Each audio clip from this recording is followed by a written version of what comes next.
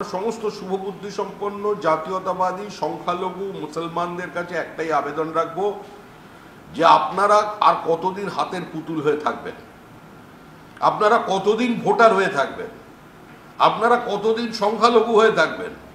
এই রাজ্যে তো আপনারা 30% বেশি আছেন, আপনাদের সংখ্যালঘু বলা যায় না। তাই জাতীয় জনজীবনে, রাজ্যের যে জনজীবনের মূল স্রোত, সেখানে আসুন, ভোট ব্যাংক হয়ে থাকবেন না। একবার আয়নার দিকে তাকান, নিজের চেহারাটা দেখুন, একবার নিজের ছেলে মেয়ের সন্তান সন্ততিদের দিকে তাকিয়ে দেখুন, যারা আপনাদের নিয়ে রাজনীতি করছেন তাদের সন্তান।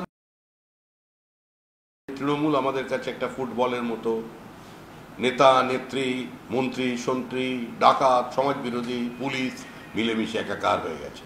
কোথাও কারোর থেকে কাউকে বিচ্ছিন্ন করা যাবে না। আর তৃণমূল কংগ্রেসের কোন নেতা নেতৃত্ব পাবেন, কোন নেতা উত্তরাধিকার পাবেন, এটা নিয়ে মানুষের খুব একটা আগ্রহ নেই, কারণ মানুষ তৃণমূল থেকে মুক্তি পেতে চাইছে। তৃণমূল কংগ্রেস হিন্দি ভাষাভাষী ভোটারদের, বাংলাদেশি হিন্দু উদ্বাস্তুদের ভোটার লিস্ট থেকে নাম বাদ দিতে চাইছে। লিঙ্গুইস্টিক মাইনরিটিকে ভীত সন্ত্রস্ত করা, পাঞ্জাবি, গুজরাটি, বিহার, উত্তরপ্রদেশে যে সমস্ত মানুষ 200 বছরের বেশি সময় ধরে কলকাতায় বসবাস করছে, আলিপুরদুয়ার জলপাইগুড়ি বিস্তীর্ণ অঞ্চলে যেখানে বহু চা বাগানের শ্রমিক আছে যারা হিন্দি ভাষায় কথা বলে, তৃণমূল তাদের বিরুদ্ধে যুদ্ধ ঘোষণা করেছে।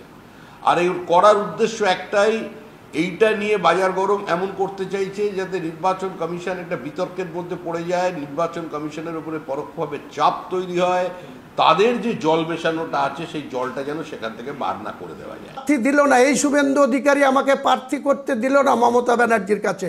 আমি কিন্তু দুমে যাওয়ার পাত্র নয়, আমি কিন্তু দুমে যাইনি, বসে থাকিনি, ইলেকশনের বাইরে থাকিনি।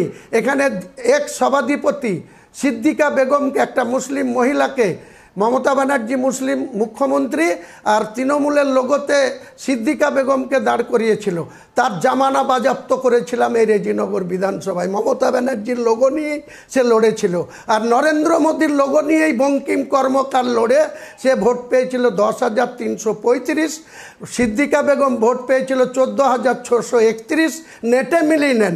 আমি ভোট পেয়েছিলাম 74,210।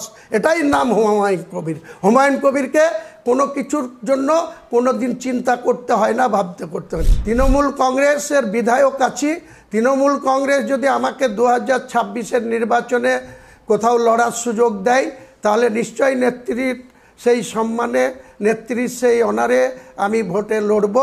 যদি সেটা না দেয়, যদি কিন্তু জবাব যখন এটা হবে না, দেবে না, তখন আমি এইটুকু বলতে পারি, কার হয়ে লড়ব, কার সঙ্গে অ্যাডজাস্টমেন্ট করে লড়ব, না আমি নিজেই দল খুলে লড়ব, সেটা 2026-এর জানুয়ারি মাসেই আপনাদেরকে ঢাক ঢোল পিটিয়ে জানিয়ে দেব।